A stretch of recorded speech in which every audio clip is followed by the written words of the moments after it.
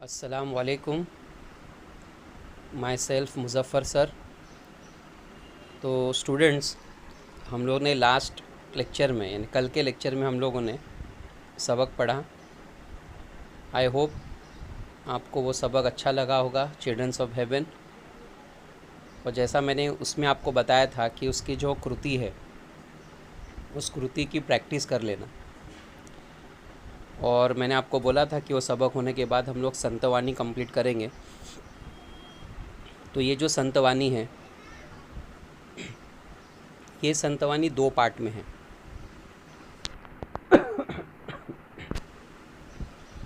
अविभाग है और देखिए जैसे ये आपके सामने अविभाग है, फिर उसके बाद में इसका जो आ विभाग है, ऐसे 2 पार्ट में संतवाणी है। तो सबसे पहले तो हम लोग जो संतवाणी का जो कंसेप्ट है कि संतवाणी क्या है ना, पहले हम लोग वो समझते हैं। तो संतवाणी जो है, संतवाणी अगर ये मैं वर्ड को अगर डिफ़ाइन करूँ, मीनिंग्स वगैरह पे ध्यान दो, है ना। बुक्स वगैरह लेके बैठो, अगर टेक्स्ट बुक है तो टेक्स्ट बुक में मीनिंग लिखो। तो संतवाणी ये जो वर्ड है, ये 2 वर्ड को मिला के बना है, संत और वाणी। संत हम कहते हैं सेंट्स को, है ना, जो साधु संत होते हैं, जो साधु होते हैं उनको संत कहते हैं मराठी में। और वाणी के अलग अलग मीनिंग्स है, जैसा वाणी मतलब आवाज़, वाणी मतलब बोल, यानी उनकी बातें। तो हम ऐसा कह सकते हैं संत वाणी मतलब संत लोगों की बातें। तो संत वाणी में क्या होता है कि हमें कुछ सिखाया जाता है, हमें कुछ ऐसी बातें बताई जाती है जिस पे हम अमल करें। तो ये जो संत लोग होते थे वो एक ज़माने में, जैसे कि देखो अभी तो व्हाट्सएप, फेसबुक, इंस्टाग्राम वगैरह सोशल मीडिया का इस्तेमाल हम करते हैं अपनी बातों को लोगों तक पहुंचाने। लेकिन उस ज़माने में ऐसा कोई प्लेटफॉर्म अवेलेबल नहीं था। तो लोगों तक अपनी अच्छी बातों को पहुंचाने के लिए ये जो संत लोग होते थे, ये किसी मंदिर में शाम के वक्त जब पूजा पाठ होती थी, लोग वहाँ पे भजन कीर्तन के लिए जमा होते थे, तो ये संत लोग अपनी नज़म लोगों के सामने पेश करते थे। तो और इस नज़म में, या हम कह सकते हैं इस भजन में, इस सब चीज़ों में वो अपना एक मैसेज समाज तक पहुंचाते थे। आप लोग ने 9वीं जमात में भी संतवाणी पढ़ी, उसमें भी आपने देखा होगा कि संत लोगों ने अपना एक मैसेज लोगों तक पहुंचाया है। तो ये एक मैसेज है जो लोगों तक पहुंचाया गया। तो आपको समझ में आया होगा कि संतवाणी का मतलब क्या, संत लोगों की बातें जो वो लोगों तक पहुंचाते हैं। तो अभी आपके सामने पहला जो इसका पार्ट है संतवाणी का, अविभाग, शेख मोहम्मद सांगती सेव,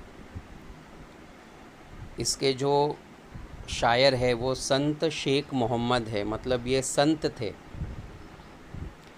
थोड़ा हम इनकी इन्फॉर्मेशन ले लेते परिचय में। देखो परिचय में, संत कवि संत शेख मोहम्मद यानी, मिला आप लोग को लाइन, पहली लाइन परिचय की। संत कवि संत शेख मोहम्मद यानी मराठी, हिंदी, उर्दू, फारसी या भाषात काव्य रचना केली। उन्होंने इन सब लैंग्वेज में उन्होंने नज़में लिखी। काव्य रचना केली मतलब नज़म लिखना। रूपके भारूड अभंग, रूपके भारूड अभंग, ये जो हम लोग नज़म पढ़ने वाले ना, ये अभंग है। याद रखना ये क्या है, अभंग है। ये नज़म का एक तरीका होता है जो संत लोग लिखते हैं। इसके अलावा उन्होंने रूपके लिखी, भारूड लिखा, तो ये सब एक नज़मों की किस्में हैं, ठीक है।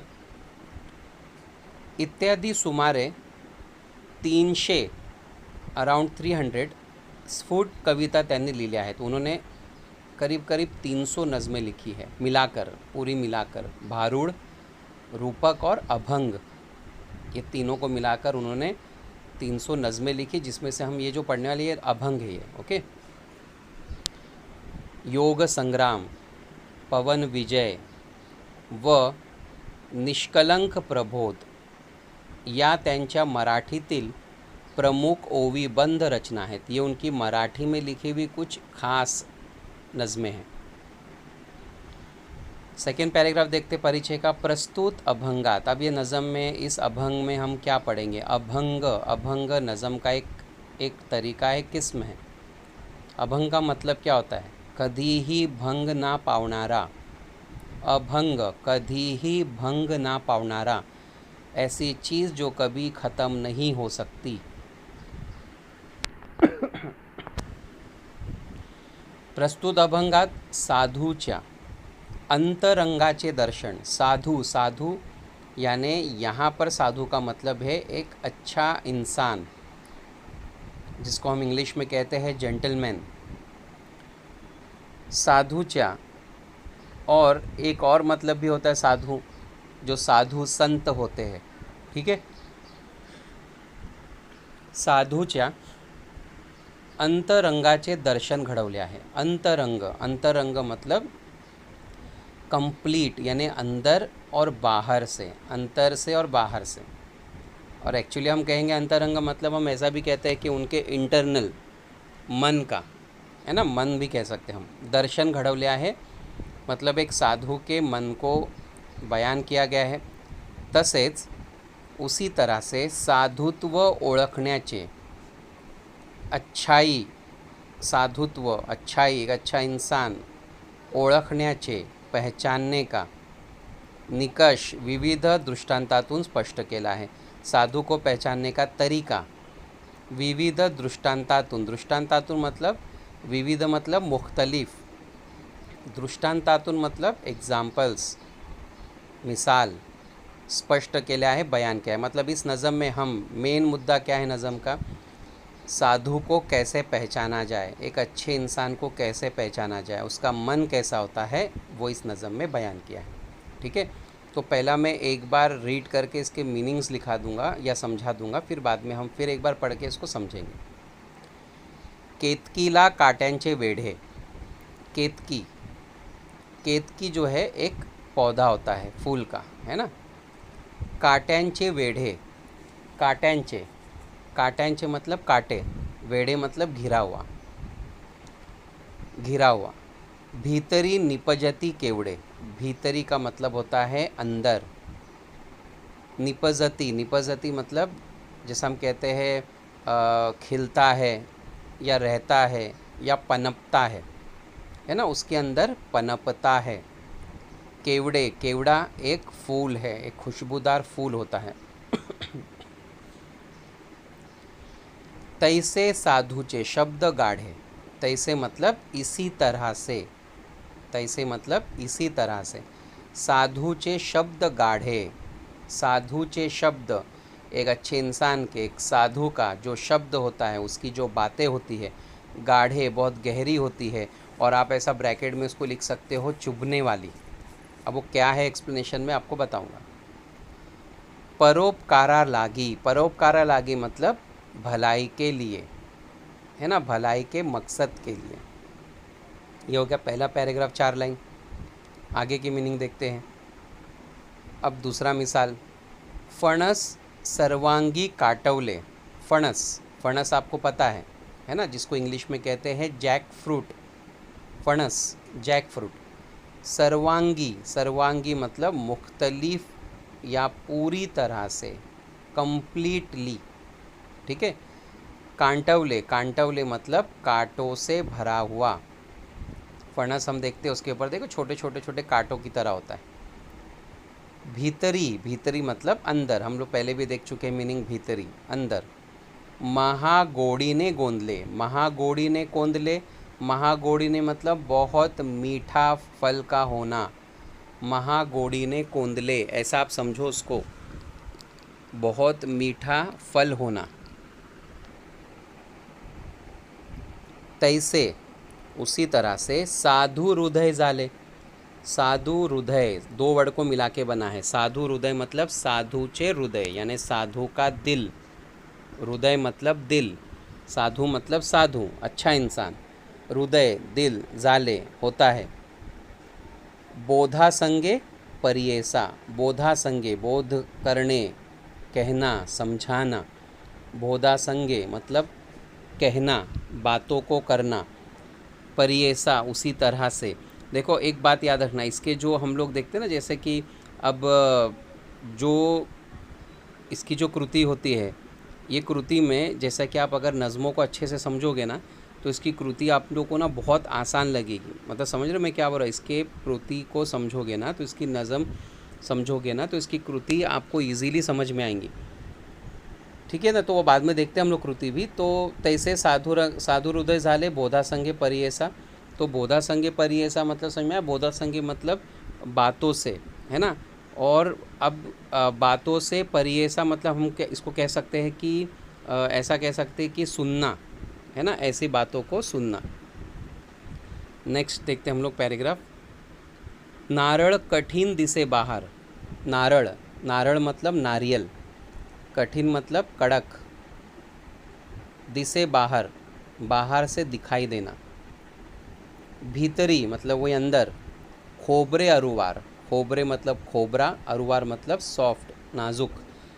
लेकिन उसके अंदर का जो खोबरा होता है वो बहुत ही सॉफ्ट, बहुत ही अच्छा होता है, बहुत ही नाजुक होता है।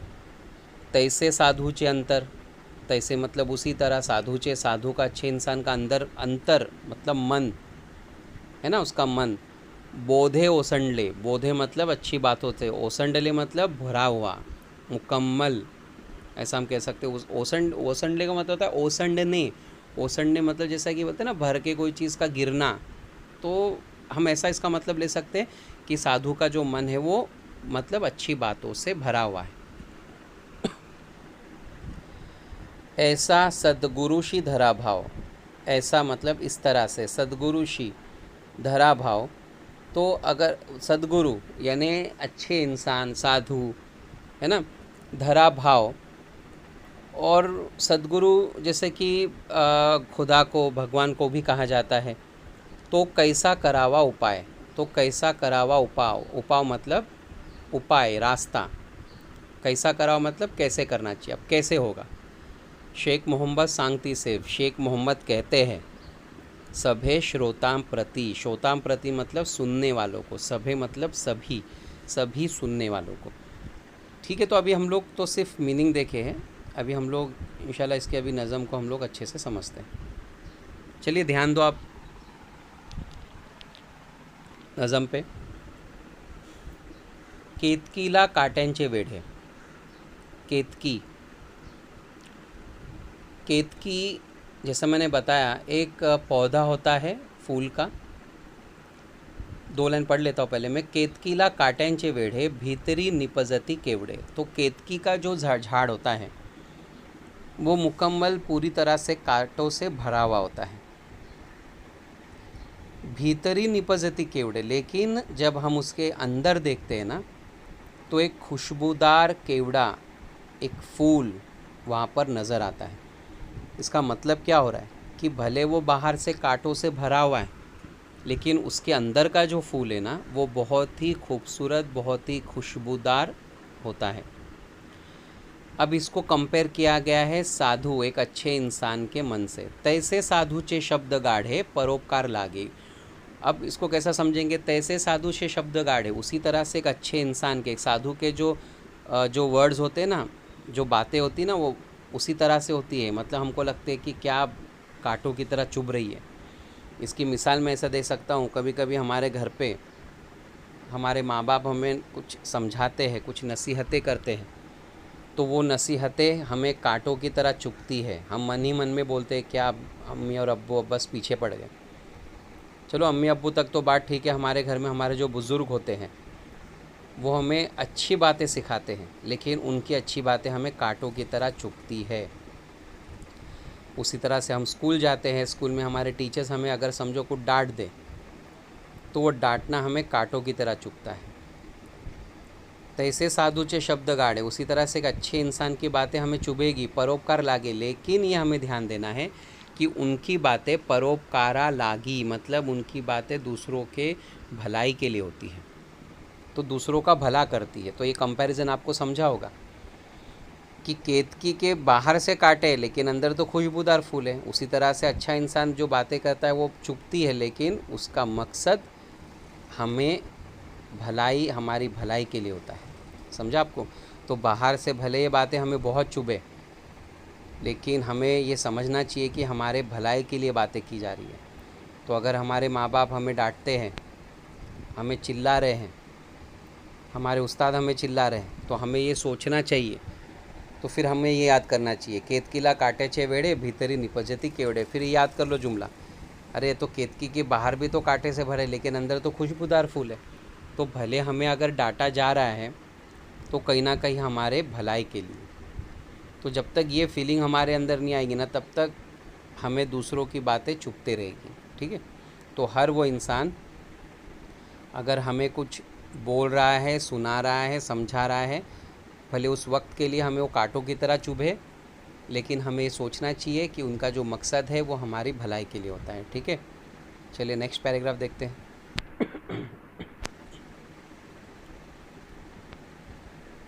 फणस सर्वांगी काटवले भीतरी महा गोडीने कोंदले। अब जिस तरह से जो फणस होता है, फणस हम देखते हैं, देखो पूरी तरह से बाहर से कांटों से भरा पड़ा रहता है। फणस आपने देखा होगा कोकन साइड में, तो फणस बहुत मिलते हैं।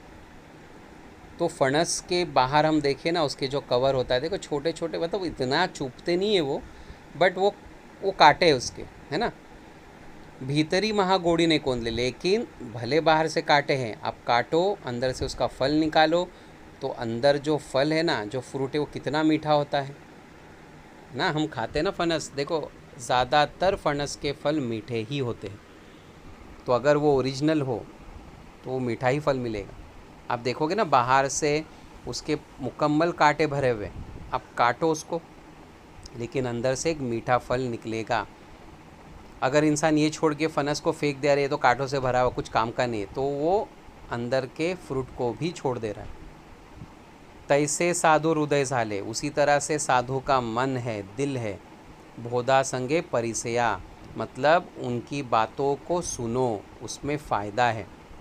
उसी तरह से साधु का मन, बाहर से ऐसा लगता है कि यार ये इंसान कितना कड़वा बोल इस्तेमाल करता है, चुभती है उसकी बातें, लेकिन याद रखना उसका मन बहुत साफ़ होता है।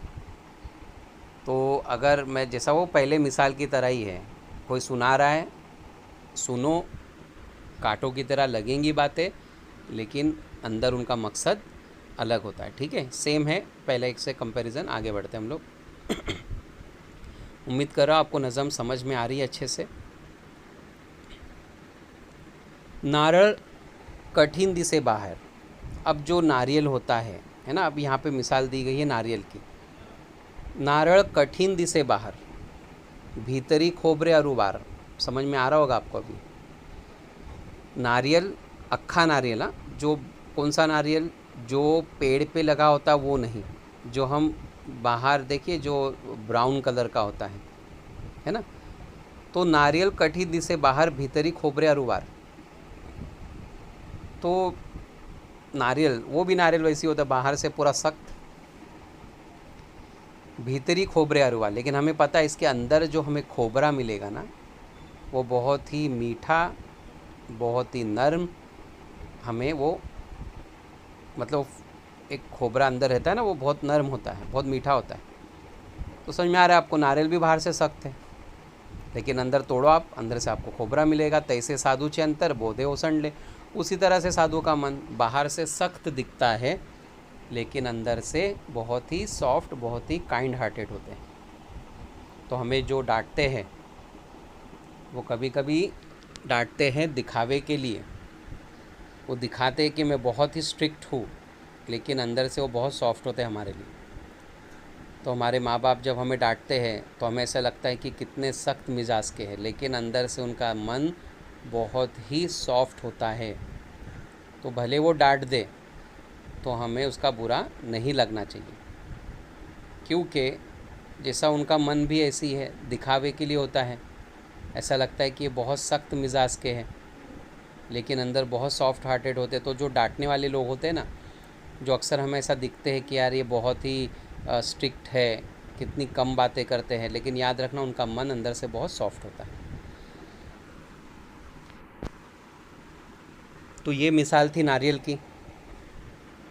लास्ट पैराग्राफ देखते हैं इसका हम लोग। ऐसा सद्गुरु शी धरा भाव, ऐसा अच्छे इंसान से हम एक बॉन्ड बना ले, खुदा से हम अपना एक बॉन्ड बना ले। तो कैसा करा हुआ उपाय कैसे करना है? शेख मोहम्मद सांगती से। तो इन्होंने मिसालें उसे बताया सभी श्रोतान प्रति, सभी सुनने वालों को। तो उन्होंने बताया कि बस इन चीज़ों को फॉलो करो, इनसे एक अपनापन बनाओ। ऐसा सद्गुरु शी धरा भाव, तो कैसा करा उपाय, मतलब एक अच्छे इंसान से, एक साधु से, खुदा से अपने एक मन को जोड़ दो। इसका उपाय क्या है? शेख मोहम्मद सांगती से सभी श्रोतान प्रति। उन्होंने सभी सुनने वालों को ये एग्ज़ाम्पल से चीज़ों को समझाया, ये उन्होंने रास्ता बताया, ये उन्होंने एक सॉल्यूशन बताया कि कैसा हमें साधु लोगों के साथ रहना है, कैसे उनके साथ हमें अपना बॉन्ड बनाना है। ठीक है, तो ये नज़म छोटी सी नज़म है, लेकिन इसके मीनिंग्स बहुत है। पहला मिसाल यहाँ पे शायर ने केतकी का दिया है, बाहर से कांटों से भरा हुआ लेकिन अंदर खुशबूदार फूल। उसी तरह से साधु का मन। फर्नस का एग्जाम्पल दिया, बाहर से कांटों से भरा हुआ लेकिन अंदर एक मीठा फ्रूट हमें मिलता है। उसी तरह से साधु का मन होता है। नारियल की मिसाल दी है तीसरा, कि बाहर से भले सख्त हो लेकिन अंदर से सॉफ्ट है। उसी तरह से साधु एक अच्छे इंसान का मन होता है। और लास्ट में वो कहते हैं कि ये सब सॉल्यूशन है जो शेख मोहम्मद ने सुनने वालों को बताया कि कैसे हमें इसे फॉलो करना। ठीक है स्टूडेंट्स, तो ये हमारे एक संतवानी हो गई। इसके हम लोग फटाफट से थोड़ा सा कृति देख लेते हैं। अगर आप ये समझ के अगर नोटबुक में लिख लोगे तो बहुत अच्छा होगा प्रैक्टिस के लिए। अभंगात उल्लेख ले ली फूले व फड़े, बहुत बार ये सवाल बोर्ड में आया है, बहुत आसान सवाल है। अभंगात उल्लेख ले ली, नज़म में बयान की गई फूले व फड़े, फूल और फल, कौन से फूल और कौन से फल का नाम आया है? तो एक फूल है और दो फल है। तो पहला फूल क्या लिखोगे? क्या लिखोगे? पहला केवड़ा है ना, उसके बाद में फ्रूट में फणस और नारळ। समझा आपको? तो ये हो गया 3 आंसर। एका वाक्यात उत्तरे लिहा। संत शेख मोहम्मद यांनी केलेला उपदेश, उन्होंने हमें क्या उपदेश दिया कि हमें बॉन्ड बनाना है किसके साथ? सद्गुरु, है ना। ये जो लाइन है, ये लाइन भी आप लिख सकते हो कि सद्गुरु शी धरा भाव, यानी अच्छे इंसान से, साधु से, खुदा से एक बॉन्ड बनाओ। ठीक है, तो आपकी ज़िंदगी अच्छी चलेगी, अच्छी रहेगी। उसके बाद में ये एक टेबल आपको कंप्लीट करना है। अभंगात उल्लेख ले लिया गोष्ठी या व्यक्ति। अभंगात में क्या बयान है? बाह्य रंग। बाह्य रंग मतलब बाहरी रूप, याद रखो मीनिंग, बाहरी रूप। अंतरंग, अंदर का रूप। केतकी, बाह्य रंग कांटों से भरा हुआ, अंतरंग केवड़ा फूल, खुशबूदार फूल। मैं भी ऐसा हिंदी में बता रहा, आप उसमें से ढूंढ के लिख सकते हो। ठीक है, तो आपकी प्रैक्टिस अच्छे से होगी। फणस बाह्य रंग कांटों से भरा हुआ, अंतरंग मीठा फल। नारळ कठिन टणक, है ना, कड़क। अंतरंग कोमल या सॉफ्ट, खोबरा। संत बाहर से सख्त लगते हैं लेकिन अंदर से ओसंडले ले, यानी अच्छी बातों से भरे हुए। ठीक है स्टूडेंट्स, तो ये आपको आंसर उसमें से मिल जाएगा। आपको सिर्फ उसको बाह्य रंग और अंतरलिंग लिखना है। स्वमत, है ना, पर्सनल रिस्पॉन्स क्वेश्चन। अभंगाच्या आधारे साधुत्व ओळखण्याचे निकष सांगा, यानी आप इस नज़म के ज़रिए साधुत्व कैसे पहचानोगे? कोई 3 मिसाल दो और उसको एक्सप्लेन करो आप शॉर्ट में। और दूसरा सवाल है, सद्गुरुचे शब्द कठोर असले, साधु के बातें, अच्छे इंसान की बातें भले बहुत ही कठोर हो, त्यांचे अंतकरण कोमल असते लेकिन उनका मन सॉफ्ट होता है। इस लाइन को आपको एक डिस्क्राइब करना है। समझ में आया आपको? तो ये है आपकी कृति। और इस तरह से हमने अपनी पहली जो नज़म है पार्ट 1 संतवानी का, वो हम लोग ने फिनिश किया। ठीक है, संतवानी शेख मोहम्मद सांगती से। उम्मीद करता हूँ ये नज़म आपको अच्छे से समझ में आएगी। नहीं समझ में आई, एक दो बार उसको बैक करके, पीछे करके, रिवाइंड करके आप पढ़ लो, समझ लो। चलिए हम अब इसका संतवानी का जो है वो दूसरा पार्ट शुरू करते हैं। तो संतवानी का जो आ विभाग है उसका नाम है जे का रंजले गांजले। जे का रंजले गांजले, जे मतलब जो लोग, रंजले गांजले का मतलब दुखी कष्टी, दुखी परेशान।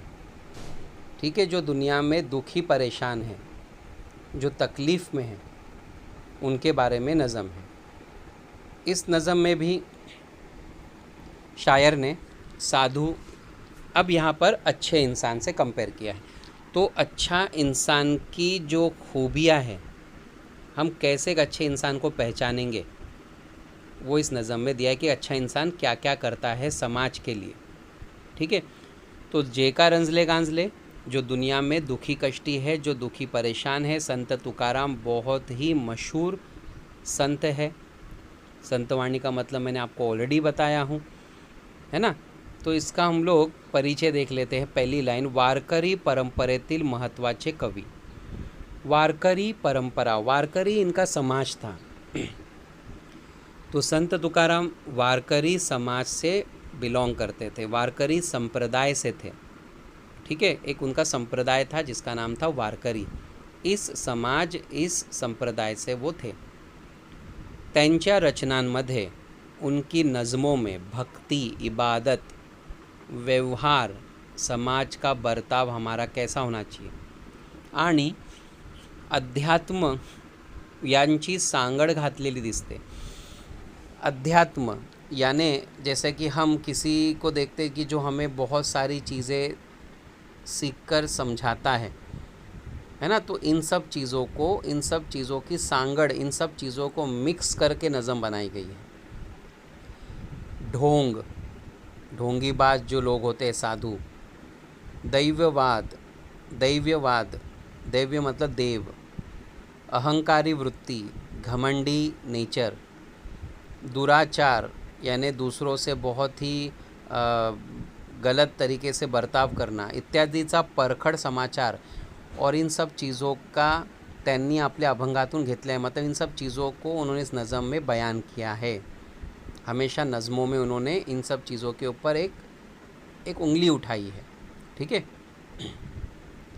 प्रेम, प्यार, नैतिकता, करुणा, मतलब जो इमोशंस हैं वो सर्वांमध्ये ईश्वराचे अस्तित्व, इन सभी में खुदा का, ईश्वराचे, खुदा का अस्तित्व, अस्तित्व मतलब उनका रहना, ही मूल्य स्वीकारून आदर्श प्रापंचिक जीवन कैसे जगावे, इन सब चीज़ों को स्वीकारून, स्वीकारून मतलब एक्सेप्ट करके, आदर्श एक मिसाल वाला, एक अच्छा प्रापंचिक जीवन कैसे जगावे। प्रापंचिक जीवन एक घरेलू ज़िंदगी या समाज में रहकर कैसे हमें ज़िंदगी गुजारना चाहिए, याचा उपदेश, इन सब चीज़ों का उपदेश ते आपल्या अभंगातून करतात। इन सब चीज़ों को उन्होंने इस नज़म में समझाया है, एडवाइस दी है। उपदेश मतलब एडवाइस देना।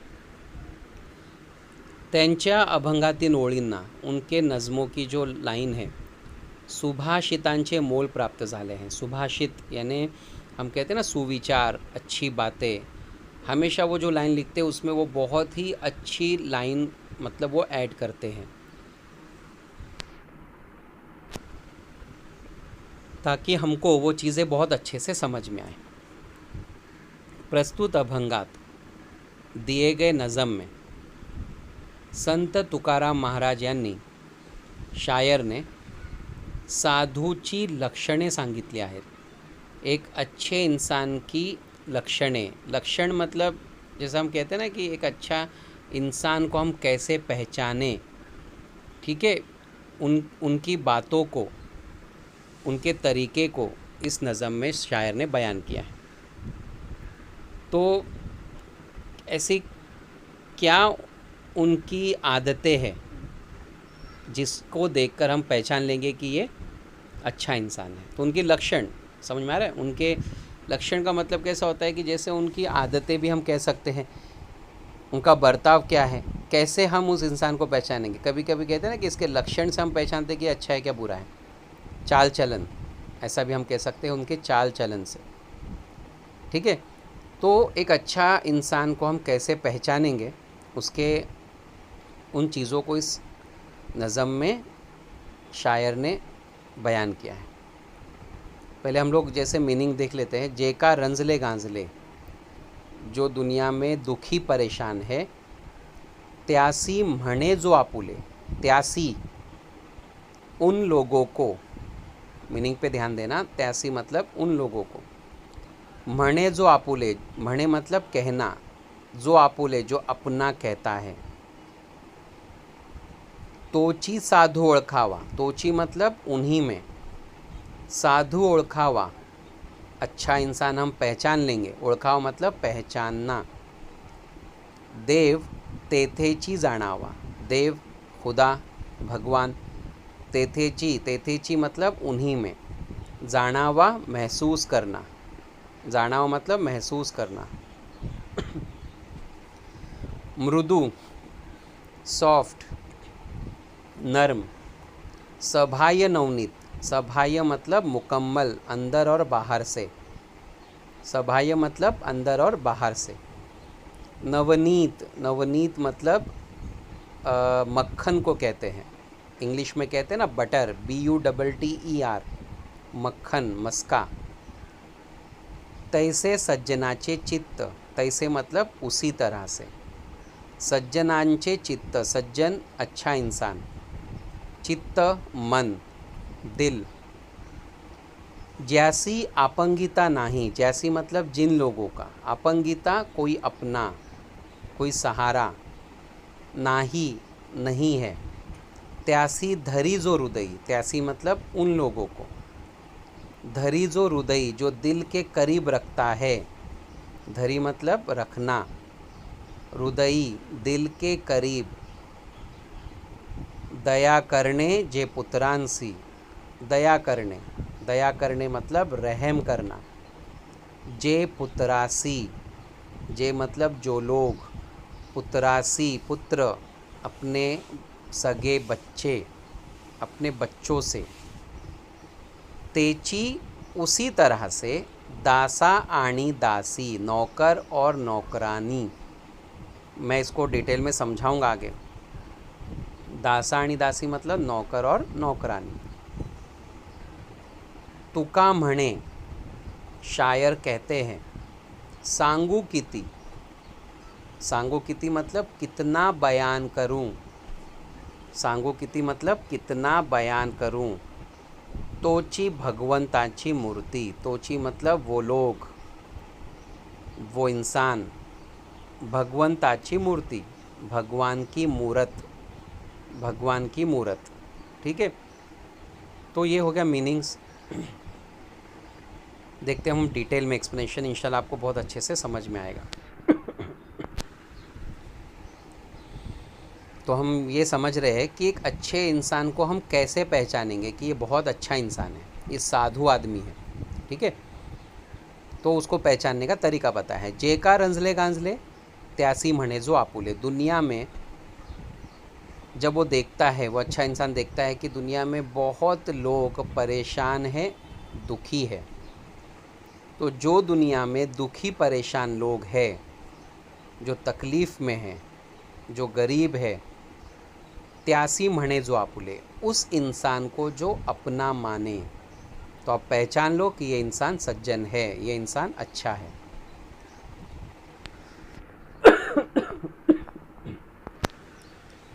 समझा पहला तरीका पहचानने का। तो पहला हम अच्छे इंसान को कैसा पहचानेंगे, हम देखेंगे कि ये दुखी परेशान लोगों को अपना मानता है, वो जब भी देखता है दुनिया में कोई दुखी परेशान है उनके पास जाता है, उनकी मदद करता है, उनको वो अपना मानता है, तो आप फ़ौरन पहचान लेना कि ये सज्जन है, ये अच्छा इंसान है, इसमें अच्छे इंसान की खूबियाँ है, क्योंकि ये दुखी परेशान को अपना मान रहा है। समझी पहली दो लाइन। आगे, तोची साधु ओळखावा, देव तेथेची जाणावा। अब अच्छा इंसान मिल गया ना, तोची साधु ओळखावा, वही अच्छा इंसान है। पहचान लेंगे हम, यही अच्छा इंसान है, क्योंकि ये दुखी, परेशान, गरीब लोगों को अपना मानता है। जब भी उनको ज़रूरत होती मदद की, वह आगे बढ़ चढ़ के हिस्सा लेता है। तोची साधु ओळखावा, वही अच्छा इंसान है। पहचान लो कि अच्छा इंसान है। देव तेथेची जाणावा, और उसी में हमको खुदा मिलेंगे, उसी में हमको भगवान मिलेंगे। तो जैसा यहाँ वहाँ इधर उधर खुदा को ढूंढने की ज़रूरत नहीं है, ऐसा शायर कह रहा है। शायर कह रहा है कि आप भगवान को यहाँ वहाँ मत ढूंढो। अब मत ढूंढो कि भगवान मुझे यहाँ मिलेंगे वहाँ मिलेंगे। अच्छा इंसान मिल गया, जान लो उसी के अंदर भगवान है। मतलब क्या? रहमदिल इंसान है। रहमदिल क्यों बना, कब बना? क्योंकि खुदा ने उसको हिदायत दी। तो शायर कह रहा है कि मत ढूंढो यहाँ वहाँ खुदा को, उसी के अंदर खुदा है, क्योंकि वो उसके अंदर खुदा है करके तो वो रहमदिल है। तो ये रहमदिल होने का जो जज्बा होता है ना, याद रखना स्टूडेंट्स, हर किसी को नसीब नहीं होता। जो अल्लाह के बहुत करीब होते हैं, अल्लाह जिनको अपना मानता है, मतलब जिनको अल्लाह बहुत चाहता है ना, उनको ये खूबी देता है। ये तो आप देखो, बखील लोग बहुत है दुनिया में, पैसा बहुत है लेकिन मदद करने में ज़ीरो। अभी जो पेंडेमिक सिचुएशन चल रही है, हम देख रहे हैं लोगों ने बढ़ चढ़ के हिस्सा लिया, गरीब लोगों की मदद की। इवन आप लोगों में से, हम लोगों में से कितने लोगों ने गरीबों की मदद की। लेकिन दुनिया में ऐसे बखील लोग भी हैं जिनके पास अरबों खरबों रुपया है, लेकिन उन्होंने कभी किसी की मदद नहीं की। तो हम ऐसे लोगों को अच्छा क्यों माने? हम क्यों उनको अपना आइडियल माने? बहुत पैसा है लोगों के पास, आपने देखा होगा, बहुत पैसा है, नहीं किए मदद लोगों ने, लेकिन हमने उनको अपना हीरो बना के बैठा है। तो क्यों ऐसे लोगों को हीरो बनाने का? ऐसे लोगों को हीरो बनाओ जो समाज की मदद कर रहा है। अब उनको फॉलो करो, अब उनको हीरो बनाओ, अब उनको अपना आइडियल बनाओ, ना कि उन लोगों को पैसा बहुत है, एक्टिंग अच्छी कर रहे हैं, क्रिकेट अच्छा खेल रहे हैं, सब कुछ अच्छा कर रहे हैं, लेकिन लोगों की मदद नहीं करे तो क्या क्या हिसाब से वही हमारा हीरो है? ठीक है, तो अच्छे इंसान की पहचान यही है कि वो लोगों की मदद करता है। अब जान लो कि वो अच्छा इंसान है, उसी में आपको खुदा मिलेंगे। Next line. अब अच्छे इंसान का दिल बताया गया कि कैसा है। मृदु सभाय नवनीत, नर्म। अच्छे इंसान का जो मन है ना, वो अंदर बाहर से नवनीत है, नवनीत की तरह, मतलब मक्खन की तरह नरम है। तैसे सज्जनाचे चित्त, उसी तरह से एक अच्छे इंसान का मन है। मुकम्मल नर्म, अंदर बाहर से नर्म। कंपेयर किससे किया है? मक्खन से। मक्खन देखो, मस्के पे आप उंगली रखो अंदर चली आएगी ना, सॉफ्ट है ना वो। उसी तरह से अच्छे इंसान का मन होता है। तो अच्छे इंसान का जो मन है ना, वो अंदर और बाहर से नर्म होता है, मतलब वो बहुत ही सॉफ्ट हार्टेड होते हैं, वो बहुत इमोशनल होते हैं। वो किसी की तकलीफ़ देखते हैं तो उनकी आँखों में आंसू आ जाते हैं। वो किसी की तकलीफ़ देखते हैं तो बढ़ चढ़ के हिस्सा लेते हैं, क्योंकि उनका मन मक्खन की तरह नरम है। ठीक है, ये पहचान एक अच्छे इंसान की। ज्यासी अपंगिता नाही, त्यासी धरी जो हृदय। जैसी अपंगिता नहीं, दुनिया में जिन लोगों का कोई अपना नहीं है, जिन लोगों का कोई मदद करने वाला दुनिया में नहीं है, है ना, तो ऐसे लोगों को, त्यासी धरी जो हृदय, ऐसे लोगों को अपने दिल के करीब रखता है, अपने पास रखता है। तो अच्छे इंसान को पहचानने का एक और तरीका, जो अनाथ, जो बेसहारा लोग हैं, जो उनकी जो मदद करता है, उनको जो अपने दिल के करीब रखता है। तो जैसी अपंगिता नहीं, मतलब जो बेसहारा लोग हैं, तैसी धरी जो हृदय, और वो अच्छा इंसान जो है उनको अपने दिल के करीब रखता है। तो बेसहारा लोगों को वो अपने पास रखता है, अपने करीब रखता है। जब भी वो देखता है ना कोई अनाथ, कोई बेसहारा है, वो उनको मदद करता है उनकी। वो दुनिया में ऐसे बहुत सारे लोग हैं जो बंद मुट्ठी काम करते हैं, जो दुनिया को दिखाते नहीं हैं, वो अनाथ बेसहारा लोगों की मदद करते। तो अच्छे इंसान की यही क्वालिटी है, ठीक है, वो अपने उन लोगों को अपने पास रखता है। दया करणे जे पुत्रासी तेची दासाणी दासी। अच्छा इंसान दया करने जे पुत्रासी, अच्छा इंसान जैसे अपने अपने बच्चों के ऊपर रहम करता है। तेची दासानी दासी, और वो उसी तरह से अपने घर के नौकर और नौकरानी के ऊपर भी रहम और करम करता है। यानी घर में समझो छोटा बच्चा है या कोई एक मतलब गरीब बच्चों के ऊपर भी वो उसी तरह से रहम और करम करता है जिस तरह से अपने सगे बच्चों से। ये अच्छे इंसान की क्वालिटी याद रखना। अगर हमारे घर में कोई नौकर है, नौकरानी, अगर हम उससे अच्छे से पेश आए तो बहुत अच्छी बात है, हम उनसे झिड़काएं, उनसे अच्छे से बात नहीं करें तो बहुत गलत है। कभी कभी छोटे बच्चे भी होते हैं जो घर में कामकाज करते हैं। छोटे बच्चे अक्सर मतलब गवर्नमेंट ने तो मना किया है कि आप माइनर्स को जॉब पे नहीं रख सकते, लेकिन हम कई बार देखते हैं दुकानों में, नॉर्मली आप देखो किसी शॉप में जो खाने पीने की दुकानें होती हैं, वहाँ पे जो वेटर का जो टेबल वेबल साफ़ करने का जो काम करते हैं वो छोटे अक्सर बच्चे ही होते हैं, चाय देने का काम। तो मालिक अगर उनको झिड़का रहा है तो अच्छा इंसान नहीं है वो। लेकिन उनका मालिक अपने बच्चों से जैसा बर्ताव करता है, अगर उनसे भी वैसा बर्ताव करे ना तो समझना वो अच्छा इंसान है। तो अच्छे इंसान को पहचानने का ये सब तरीका बताया है। अच्छा इंसान छोटे गरीब बेसहारा बच्चों से, नौकर बच्चों से उसी तरह से पेश आएगा जिस तरह से अपने सगे बच्चों से। तुका म्हणे सांगू किती, तुकाराम महाराज कहते हैं मैं कितना बयान करूं, मेरे शब्द कम हैं। तोची भगवंताची मूर्ति, में सिर्फ इतना कहूँगा कि अच्छा इंसान एक भगवान की मूर्त से कम नहीं है। तो फाइनली यहाँ पे तुकाराम महाराज ने सीधे अच्छे इंसान को कंपेयर कर डाला भगवान की मूर्त से। वो कहता है मैं कितना बयान करूँ, तुका म्हणे सांगू किती, मैं कितना इनकी अच्छी क्वालिटी बयान करूँ, मेरे मतलब शब्द ख़त्म हो गए, ख़त्म हो जाएंगे। तोची भगवंताची मूर्ति, मैं आखिरकार इतना ही कहूँगा कि वो भगवान का एक रूप है, भगवान की एक मूर्त है। जब अब तुकाराम ने, पोएट ने अच्छे इंसान को सीधे भगवान से ही कंपेयर कर दिया तो बात ही ख़त्म हो गई ना कि वो कितना अच्छा इंसान होगा। आपको समझ में आई नज़म। तो यहाँ पर कैसे बताया गया है कि बस संत तुकाराम ने एक अच्छे इंसान की खूबी को बयान किया है। वो कहते हैं कि जो दुनिया में दुखी कष्टी है उनको जो अपना मानता है वही साधु है, वही अच्छा इंसान है, उन्हीं में आपको भगवान मिलेंगे। जिसका मन अंदर बाहर सॉफ्ट है मक्खन की तरह, जिनका कोई अपना नहीं, उनको अपने दिल से रखता है करीब में, वो अपने बच्चों की तरह उन बच्चों के ऊपर रहमो करम करता है। और तुकाराम महाराज कहते हैं कि मैं जितना बयान करूँ उतना कम है, मैं सिर्फ इतना कहूँगा कि वो किसी भगवान से कम नहीं होते, है ना। तो आई होप आपको ये नज़म, दूसरी नज़म भी अच्छे से समझ में आई है। तो एक बार इसकी भी कृति देख लेते हम सरासरी तौर पे। योग्य पर्याय सही ऑप्शन ढूंढना है। साधू म्हणजे अशी व्यक्ती, साधू मतलब कौन सा इंसान, कौन सा आएगा, तीसरा है ना, दुखी कष्टी लोकांना आपले समजते, जो दुखी कष्टी लोगों को अपना मानते हैं। दूसरा, परमेश्वराचे अस्तित्व बघावे, खुदा का रिफ्लेक्शन हम किस में देख सकते हैं, बोलो, आसान है। तो दूसरा ऑप्शन आएगा ना, रंजल्या गांजल्याला आपले से करण्यामध्ये, जो दुखी कष्टी लोगों को अपना मानता है। आकृति पूर्ण करा। संत तुकाराम महाराज यांनी सांगितलेली साधूची लक्षणे, उन्होंने साधु के कौन कौन से लक्षण बताए, यानी आप कैसे पहचानोगे, पहचान कि ये साधु है।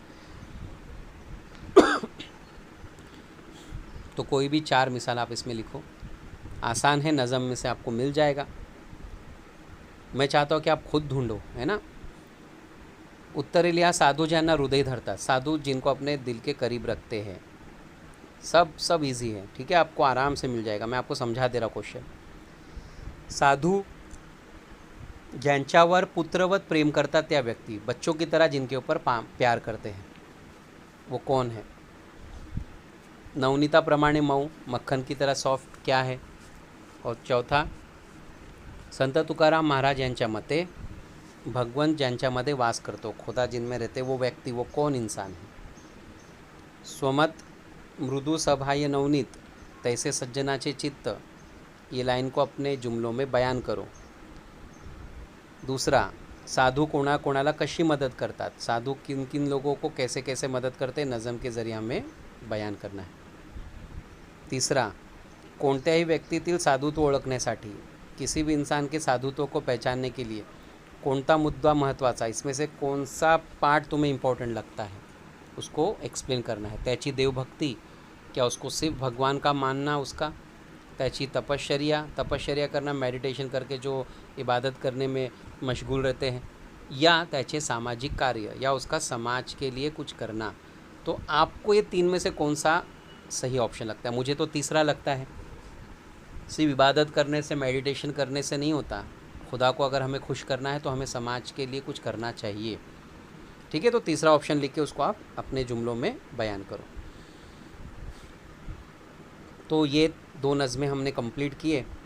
अभी अल्हम्दुलिल्लाह आप लोग का जो है ना, मेरे हिसाब से नज़म जो यूनिट का जो नॉर्मली पोर्शन होता है ना, वो यूनिट का पोर्शन आपका लगभग पूरा हो गया. ठीक है, तो यूनिट तक का पोर्शन हमने कंप्लीट कर लिया. वैसे भी देखिए अब स्कूल कब शुरू होती है, कब आपके यूनिट हो गए, ये सब अब चीज़ें नहीं बोल सकते हम, तो आगे कंटिन्यू करेंगे सबक सब.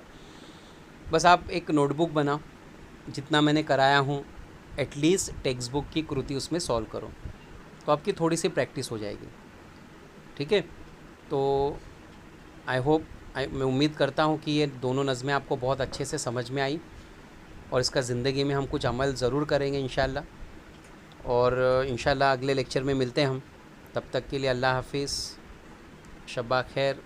दुआ में याद रखना आप लोग, और दुआ करना सबके लिए, इस बीमारी से परेशान लोगों के लिए पूरी मतलब हम हर एक के लिए दुआ करें. अपनी दुआ में हर एक को हम याद रखें कि अल्लाह से ये दुआ कि ये बीमारी जल्द से ख़त्म हो जाए और हमारी ज़िंदगी फिर एक बार दोबारा अपने ट्रैक पे वापस आए. अल्हम्दुलिल्लाह अभी भी अल्लाह बहुत अच्छे से ही रख रहा है, और अल्लाह से दुआ कि आगे भी अल्लाह अच्छे से ही रखे.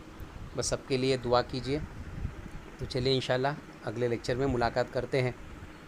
अल्लाह हाफिज़.